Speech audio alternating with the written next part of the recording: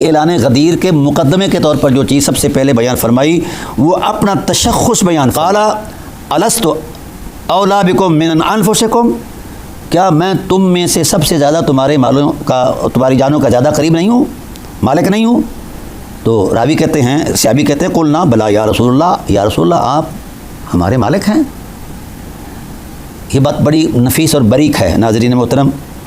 رسول اللہ صلی اللہ علیہ وسلم نے پہلے اپنا نبوی اعتماد پیش کیا تاکہ اطمینان کے لیے ایک حوالہ سامنے ہو، میرے اعلان کو فرط جذبات کی نظر نہ کیا جائے، بلکہ یہ تشریعی حکم ہے اور مشیت الہی کے اہتمام سے ہے۔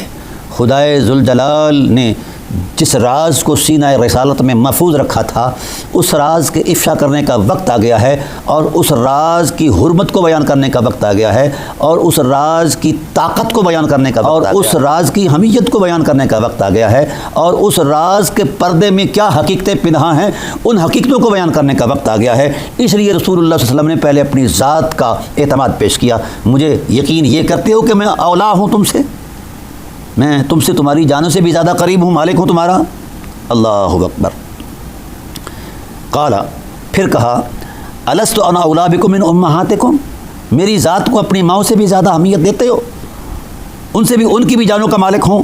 قالوا بلا یا رسول اللہ، کیوں نہیں؟ قال الست اولا بکم من آبائکم، کیا تم مجھے اپنی باپوں کی جانوں سے بھی زیادہ قریب تر سمجھتے ہو، مالک سمجھتے ہو؟ قالوا قلنا بلا یا رسول اللہ، کیوں نہیں یا رسول اللہ؟ پھر حضور نبی کریم صلی اللہ علیہ وسلم نے قال الست اولا بکم، الست الست الست، 3 مرتبہ یہ کہا۔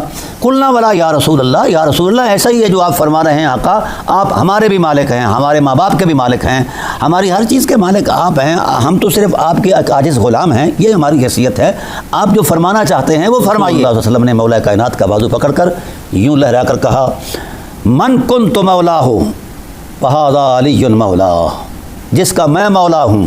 یہاں بھی ایک لطیف سا پیرایا ہے، پہلے نبوت کا اعتماد دلایا اور پھر اپنی نبوی ولایت کو بطور حوالہ پیش کیا۔ کتنی بڑی طاقت ہے ولایت علی کی، کہ اس کی طاقت کے اندر خیال آرائی یا جذبات کا تسلسل نہیں ہے، اس کے پیچھے نبوت کی ولایت کی طاقت ہے، نبی کی نبوت کی حرمت کی طاقت ہے، اور وہ بطور حوالہ ہے۔ یہ بڑی نفیس بات عرض کر رہا ہوں، وہ بطور حوالہ ہے۔ اللہ اکبر۔ اب کوئی شخص ولایت علی کا انکار کرتا ہے تو وہ نبوت کا انکار کرتا ہے، ولایت نبوت کا انکار کرتا ہے، اور حرمت دین کا انکار کرتا ہے، قرآن عظیم کا انکار کرتا ہے، ٹھیک ہے؟ ملا اعظم کے دین کی تراش خراش اور ہے، یہ حجرہ ساز ہے، اور مولا کے دین کا تقدس کچھ اور ہے۔ پھر فرمایا فإن علی بعدی مولا، میرے بعد جو ہے اس امت کا مولا علی ہے۔ یہ رسول دو عالم صلی اللہ علیہ وسلم کے ارشادات ہیں، اور حدیث کی 41 کتابوں کا یہ حوالہ ہے۔ اب وقت نہیں میں ہر سطر کا حوالہ پیش کرتا۔ فإن علی بعدی مولاہ اللہم وال من والہ، یا اللہ اب میری دعا ہے جو علی کی ولایت کو قبول کرتا ہے، اس کے زیر نگی چلتا ہے، اے اللہ تو اس پر رحمت فرما، تو اس سے محبت فرما، تو اپنی ولایت کے نور کا فیضان اس پر جاری فرما۔ وعاد من عاداہ، جو علی کے مد مقابل آتا ہے اور علی سے جھگڑتا ہے، دشمنی کرتا ہے، اللہ تو بھی اس کا دشمن ہو جا۔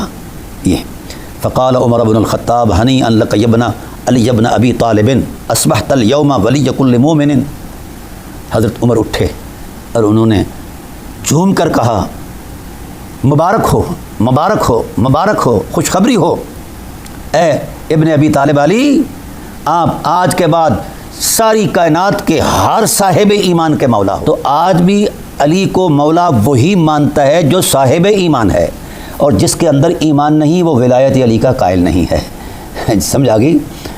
وہ ولایت علی کا قائل نہیں ہے، جو وہ ولایت علی کا قائل جو نہیں ہے وہ صاحب ایمان نہیں ہے۔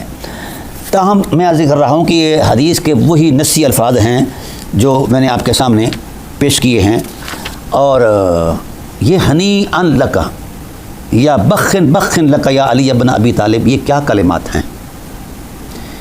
یہ کلمات فرط مسرت کے کلمات ہیں، خوشیوں کی انتہا کے کلمات، اور ذوق، جس طرح کسی صاحب ایمان کو کوئی اللہ کی طرف سے نعمت آتی ہے تو وہ فرط ذوق سے بھر جاتا ہے، جھوم کر وہ اللہ کی تسبیح بیان کرتا ہے۔ تو ایسے ہی جب مولا علی کی ولایت کا اعلان یوم غدیر ہوا تو جو صاحب ایمان تھا وہ بول اٹھا، ہنیئا لک، ہنیئا لک، یعنی اس بات کی تصدیق کر دی گئی اس روایت کے اندر کہ صاحب ایمان وہی ہے جو ولایت علی کو تسلیم کرتا ہے۔